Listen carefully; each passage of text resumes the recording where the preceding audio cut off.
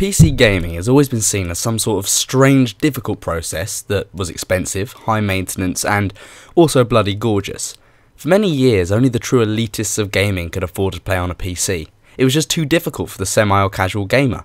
Then, suddenly, current-gen consoles hit the market, and people soon found out, throughout the console's lifetimes, that a far better performance and gaming experience could be had on a PC, for a price that was no longer astronomically high.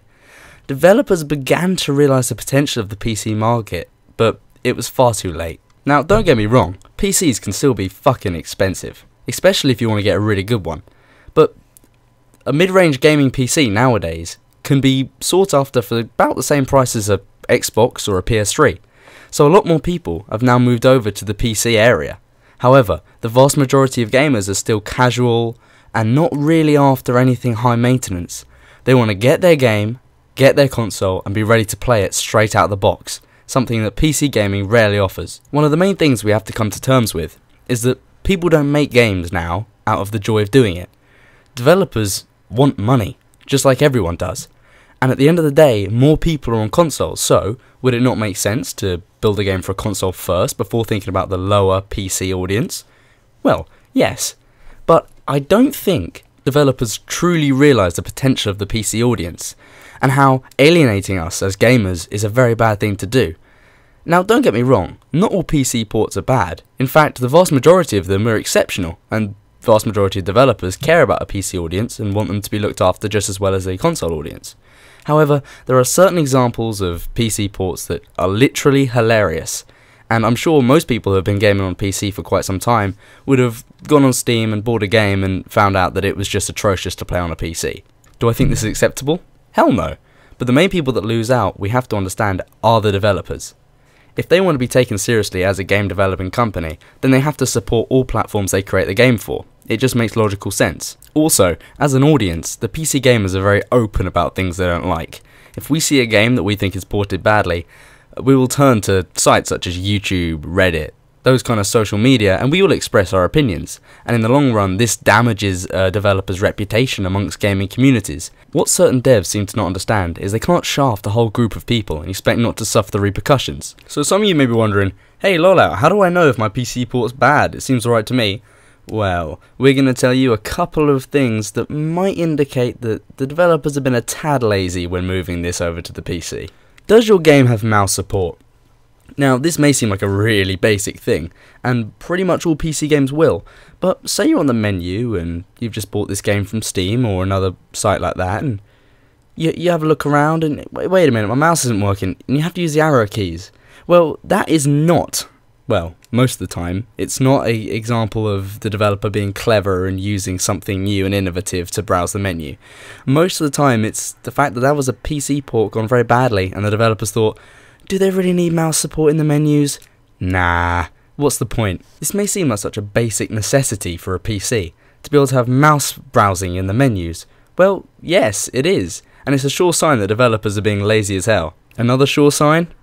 You ever see those cutscenes in games that just don't look right on your 1080p monitor? You ever think, that looks a tad compressed? Well, that's probably because it is. If a game comes from a console that only supports 720p, then they're not going to change the cutscenes necessarily to support your lovely 180p monitor. If you look carefully, you can really see a noticeable difference between the quality in the cutscenes and the actual game. And usually it's the other way around. Usually cutscenes look better, but not anymore. Sometimes developers just can't be asked to re-render the cutscenes. If you paid more for your PC than a PS3 or an Xbox would cost, then expect the games to look better on it.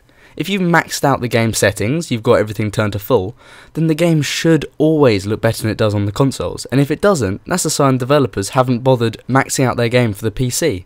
The truth of the matter is, a PC is going to be more powerful and have better ability than an Xbox or a PS3, so why won't the developers, in some games, let us use that added power? Now, another thing you may not see on your video game options menu is an FOV slider. Now, this is only really relevant in first-person shooters or a first-person sort of game, but it can also affect people on third-person games. Some people get very nauseous and dizzy when looking at a screen this close and having a short field of view.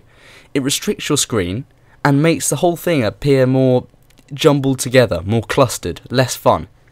Now, if you're looking at a screen half the room away, playing COD, it doesn't matter as much, but if you're at a PC, and you're over your desk, and you're close to the monitor, it's going to make you feel nauseous pretty quickly. This is an absolute necessity for first-person games, and I can't understand why developers won't support this in certain games. I mean, come on. People need to be able to play your game in ease and not have to worry about vomiting every 30 minutes of continued play. It's just not fair. As a collective, we shouldn't have to go out and source some dodgy mod to help us change the FOV. It's not good enough to expect us to do this. Just let us have a slider. It's a slider, for God's sake. And the same thing can be applied to audio and sound settings. If you've just got one general slider, Call of Duty Ghosts, for volume, that's not good enough. I don't want to hear just one volume. I want to have speech, music, all that sort of stuff I want to be able to change. Now, you mustn't feel like I'm generalising here, because I'm not. And the vast majority of PC games are really, really well ported, and they're a pleasure to play, so don't let me put you off buying PC games. I'll just name some that I think you should probably watch out for being culprits of crimes such as this. The first game I'll tell you to watch out for, Resident Evil 4. The graphics are worse than the PS2's, it's got no mouse support, it's just a dreadful port. For such a good game as well, it's such a shame. Devil May Cry 3 on the PC, it doesn't do well, it takes too much hard drive, it's an awful port.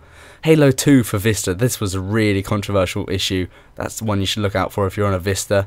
Splinter Cell Double Agent was a bad port, GTA 4 was a pretty awful port too. Low frame rates, it had bad lag, you could probably see this on some of our videos, it's just not a very fun game to play on PC. Dead Space was a great game, it just went bad for this dodgy port it had on the PC. When it came out it was really stunning, and when it came to PC we wanted to see this, but we didn't really get that, which was an awful shame. Saints Row 2 as well was an example of a bad port. Assassin's Creed, the original, all these games were so good when they came out on consoles, and they would have been so much better if we as a PC audience could have enjoyed them to that extent. So next time you PC gamers are playing a game you know has come from a console, look out for these things. Look out for lock frame rates, look out for glitches, look out for terrible UI, bad textures, graphical bugs, keyboard mouse support and no customizable options. These are all examples of a bad port and things that could easily be changed, and probably will be changed through mods and that kind of thing, but they shouldn't have to be. I mean, come on, customizable keys? We're on a system which has hundreds of keys. You can get keyboards with thousands of keys, and we can't even, choose which ones we want to use for buttons. It's ridiculous. It's coming from and you even get some games that have multiple keys assigned to one action.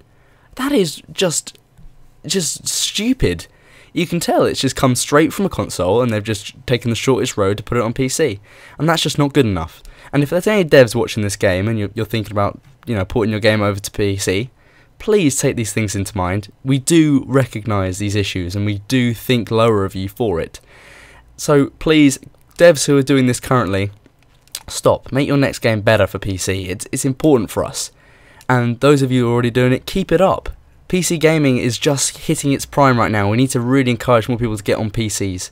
So bad games are not the way forward. Thank you very much for watching, guys. Please comment, rate, subscribe, and as always, have a great day.